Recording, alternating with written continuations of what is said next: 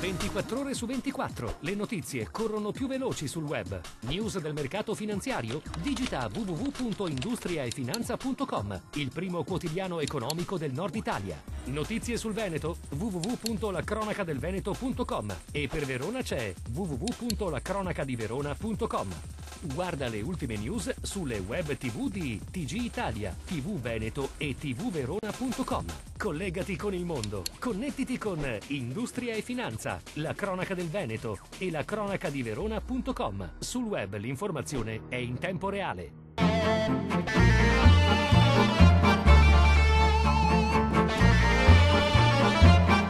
L'industria padovana congeda il 2011 con una brusca frenata delle attività. Nel quarto trimestre scivolano la produzione e gli ordini, cedono le vendite in Italia con saldi di opinione negativi.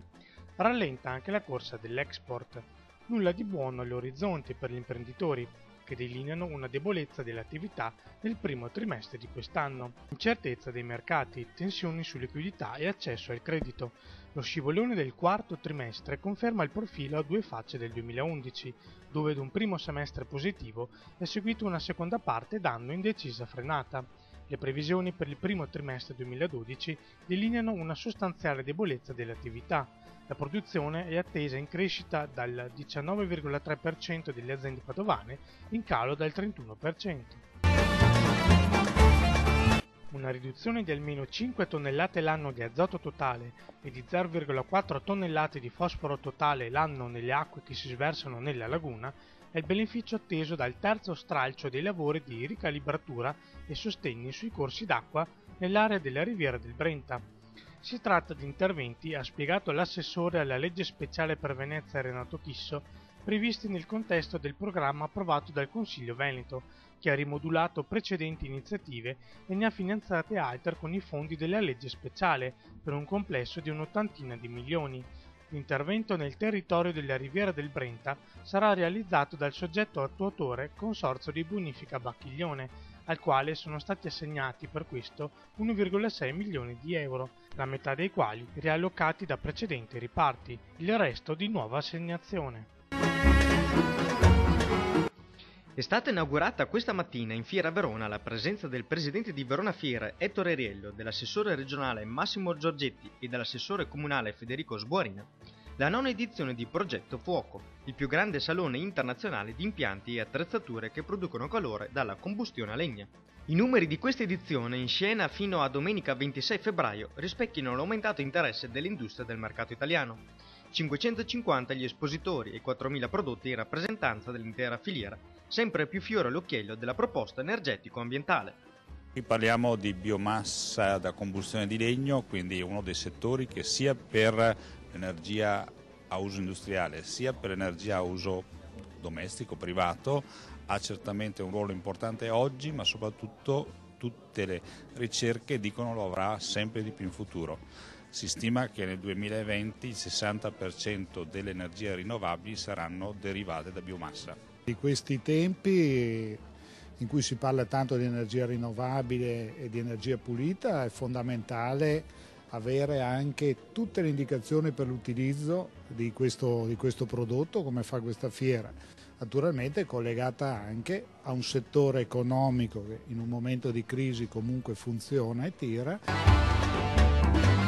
Si è conclusa ufficialmente lunedì la missione dei volontari del Veneto che hanno portato aiuto alla popolazione delle Marche in occasione della recente violenta ondata di maltempo. Ne ha dato notizia l'assessore regionale alla protezione civile Daniele Stival. Complessivamente il contingente dei soccorritori veneti ha visto all'opera 170 volontari delle associazioni e dei gruppi comunali di protezione civile, delle sezioni venete dell'Associazione Nazionale Alpini e del Soccorso Alpino, suddivisi per turni di presenza in modo da garantire operatività 24 ore su 24. Li ringrazio tutti uno per uno, ha detto Stival, perché per l'ennesima volta hanno dato dimostrazione della generosità dei veneti e della preparazione tecnica dei tanti che in Veneto dedicano il loro tempo alla protezione civile. Furti e cessione di rami d'azienda. E questa è la contestazione mossa dalla Guardia di Finanza della Tenenza di Oderzo, nel Trevigiano, nei confronti di un imprenditore immobiliare di Cessalto. Il 72enne è accusato di aver inscenato la compravendita di pezzi delle sue società, tutte riferite al medesimo gruppo, con l'obiettivo di non dichiarare le plusvalenze derivanti da una serie di operazioni immobiliari riguardanti prevalentemente capannoni industriali. In questo modo l'immobiliarista sarebbe riuscito a sottrarre al fisco una cifra intorno a 27 milioni di euro, 20 milioni in basi imponibili e 7 provenienti dalle imposte evase. Telecom Italia balla la samba. La controllata carioca ha chiuso il 2011 con un fatturato in crescita del 18% e un utile che sale del 34% a 565 milioni di euro. Tutti i particolari su industria e finanza.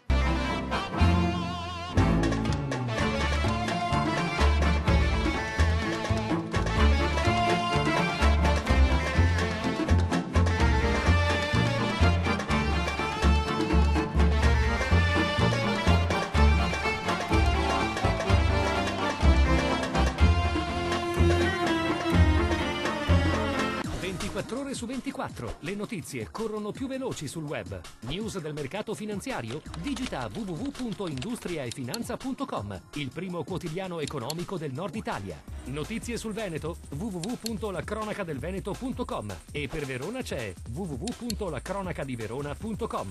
Guarda le ultime news sulle web TV di TG Italia, TV Veneto e tvverona.com. Collegati con il mondo. Connettiti con Industria e Finanza, la cronaca del Veneto e la cronacadiverona.com. Sul web l'informazione è in tempo reale.